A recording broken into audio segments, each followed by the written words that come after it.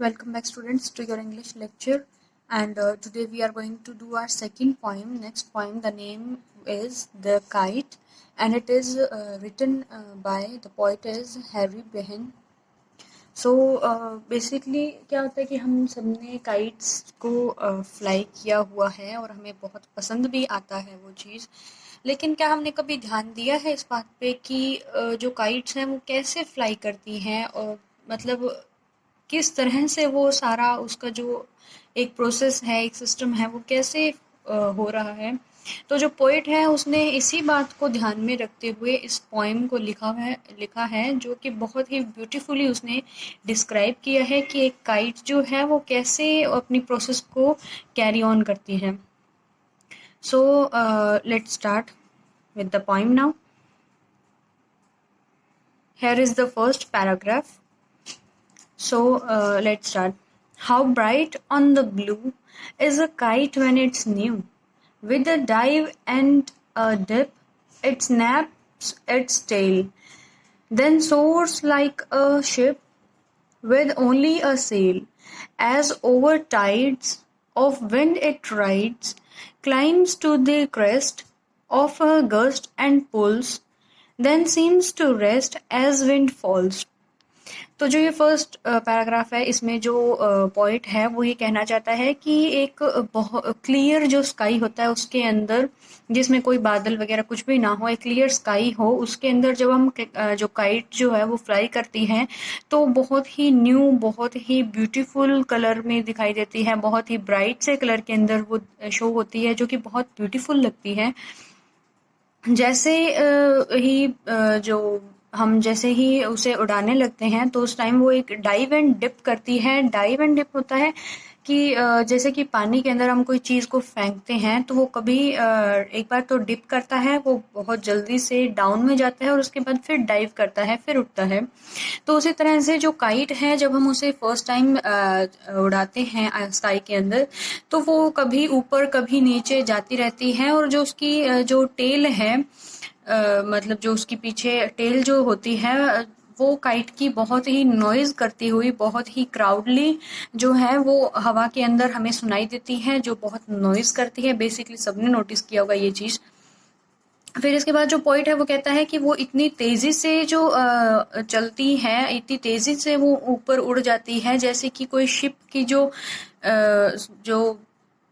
Ship होती है उसकी जो स्पीड होती है उसी हिसाब से वो बहुत तेजी से चल जाती है। और बेसिकली जो सेल होता है शिप के ऊपर एक क्लॉथ लगा हुआ होता है जो कि हवा की डायरेक्शन से जो शिप है उसे प्रोपेल करने के लिए हेल्प करता है। उसी तरह से जो टेल है वो भी जो काइट है उसे हवा के अंदर प्रोपेल करने के लिए हेल्प करती है और वो उसे तेजी से ऊपर ले जाती है। As over tides of wind it rides, और जैसे जैसे टाइड्स बढ़ती हैं, जैसे जैसे वेव्स जो हैं, हवा की जो वेव्स हैं वो बढ़ती हैं, उसी हिसाब से जो काइट है वो भी अपनी जो स्पीड है उसे कम ज़्यादा करती है और वो उड़ते उड़ते एकदम से इतनी हाईएस्ट पॉइंट पे आ जाती है, बिल्कुल ऊपर उड़ जाती है हाईएस्ट पॉइंट पे। और वहाँ पे फिर उसके बाद जो वो जैसे ही विंड का जो मूवमेंट आता है तो वो ऊपर उड़ जाती है और जैसे ही वो बिल्कुल हाईएस्ट पॉइंट पे चली जाती है तो उसके बाद वो ऐसा लगता है कि वो वहाँ पे रेस्ट कर रही है, वो ना ऊपर जाती है ना नीचे आती है। हवा की जो मूवमेंट्स होती है उन्हीं के साथ वो वहाँ पे एक रेस्ट सा करती होती है और जैसे जैसे विंड फॉल होती है उसी के साथ साथ वो अपनी डायरेक्शंस को चेंज करती है। सो इसके क्वेश्चंस हैं। क्वेश्चन ए है what does the blue mean here, and the answer is the blue here means the sky. B है how does a kite look when it is new, and the answer is the kite looks bright when it is new. C है how does the tail of a kite move, and the answer is the tail of a kite moves noisily with the wind. D is find the word from the stanza which means current, and the answer is tide. So इसके बाद जो second paragraph हम पढ़ते हैं। Okay. When string goes slack, you bend it back and run until a new bridge blows. and its wings fill and up it goes. How bright on the blue is a kite when it's new, but a raggeder thing you never will see when it flaps on a string in the top of a tree. तो जो second जो stanza है उसमें जो point है वो कहता है कि जैसे जैसे हम जो डोरी होती है काइट की जो डोर होती है हम उसे खींचते हैं उसे या उसे लूज जो करते हैं हम जब लूज करते हैं तो जो विंड है वो मतलब जैसे जैसे उसे लूज करते जाएंगे हम वैसे वैसे ही वो विंड के साथ ब्लो करती जाएगी विंड के साथ ही वो मूव करती जाएगी और जब हम जैसे जैसे वो लूज होती जाती है उसके बाद जब हम अपनी जो उसकी डोर होती है उसे हम वापस खींचते हैं और उस टाइम जब हम लपेटते हैं उस डोरी को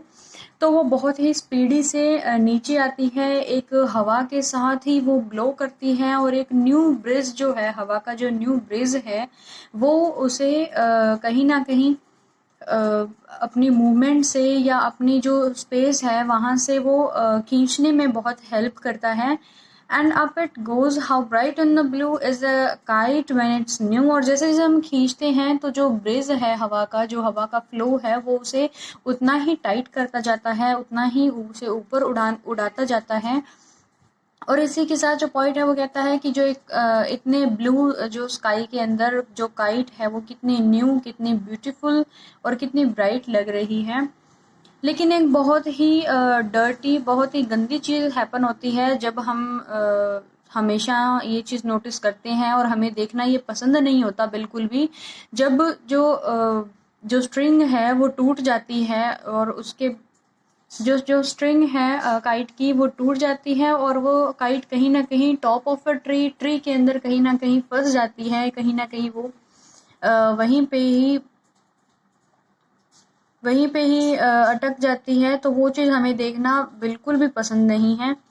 और इसी के साथ आपकी पोएम कंप्लीट होती है and the question is what is it in the first line and the answer is it in the first line is the kite. B is what happens when a new breeze blows and answer is when a new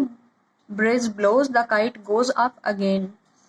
C है what is the regator thing and the answer is a kite with a string flapping on a tree is the regander thing.